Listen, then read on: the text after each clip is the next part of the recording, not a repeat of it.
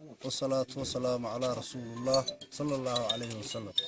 وبعد السلام عليكم ورحمة الله وبركاته. الحمد لله رب العالمين. إلهي بما هدله caawa waxaanu halkan u taaganay ama aanu shirkan jaraa'id u qabanay laba qodob oo ah saddex qodob. qodobka koowaad oo ah inaanu madax dhaqameed ahaan iyo xukuumad ahaan iyo mas'uuliyiin ahaan inaanu si wada jira u tacsiyadeyno dadkii ku dhintay gobolka Gabiley ka baxay, kuwii ku dhintay Qorulugad iyo kuwii ku dhintay Gabileyba.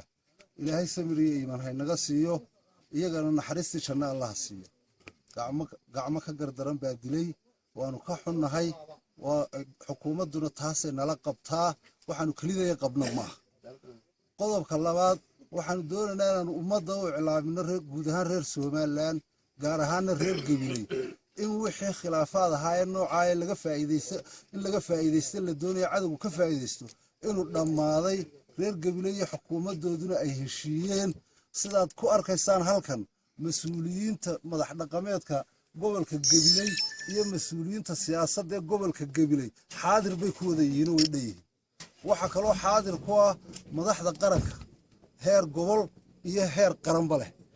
waanu si cad baanu arrintaa uga wada hadalnay, si kalgacayl laan uga wada hadalnay, si naxariis laan uga wada hadalnay, si turaalo laan uga wada hadalnay, annagoo dalka iyo qaranka u turayna iyaguna ay annaga noo turayaan. waanu iska afgarannay walaalayaal, innagana dhibtii iyo shaqaaqadii halkaa haynagaga dhammaato. dalkeenna iyo qarankeenna sidaan u dhisi lahayn awalba hormoodka ugu ahayn aan ka qayb qaadanna. haddii aan laydhaa cadowga kale wiirsan lahaana waxaan leenahay caawana ka nax. haddaba haddaad xalay faraxday caawana ka nax insha allahu tacaala, caawana ka nax.